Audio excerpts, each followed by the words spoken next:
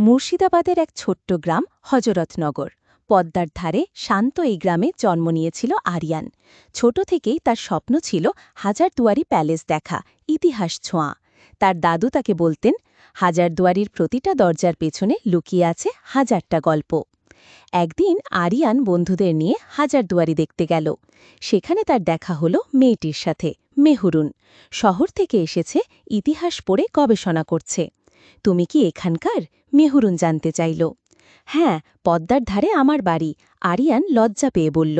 তুমি? কলকাতা থেকে এসেছি। ইতিহাসের বইয়ে এই প্রাসাদের নাম পড়েছি, এবার এসে দেখছি। ভাবছি, এখানেও কি প্রেম লুকিয়েছিল কোনো দরজার পিছনে? মেহরুন হাসল। আরিয়ান অবাক, এমন সুন্দর মেয়ে তার গ্রামের এই পুরনো রাজপ্রাসাদে এসে তার সঙ্গে গল্প করছে। দুজন হাঁটতে হাঁটতে গেল নবাব সিরাজউদ্দৌলার গোপন সুড়ঙ্গের দিকে।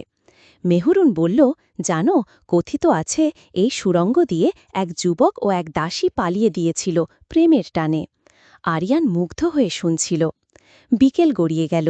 পদ্মার ঘাড়ে দাঁড়িয়ে মেহরুন বলল, আমাকে কাল চলে যেতে হবে, কিন্তু তোমার গ্রামের মানুষ, গল্প, এই প্রাসাদ সব কেমন যেন আপন হয়ে গেল। আরিয়ানের বুকটা মোচড় দিয়ে উঠল। সে সাহস করে বলল, আরও একদিন থেকে যাও, তোমাকে আরও অনেক গল্প বলবো। মেহরুন একটু চুপ করে থেকে বলল, থাকব, কিন্তু শর্ত আছে। তুমি আমাকে কাল সকালে পদ্মার ঘাটে নিয়ে যাবে, পদ্মার গল্প শোনাবে। সেই থেকে প্রতি বছর ঠিক পুজোর আগে মেহরুন আসে মুর্শিদাবাদ। আরিয়ানের সঙ্গে পদ্মার ঘাটে বসে গল্প শোনে।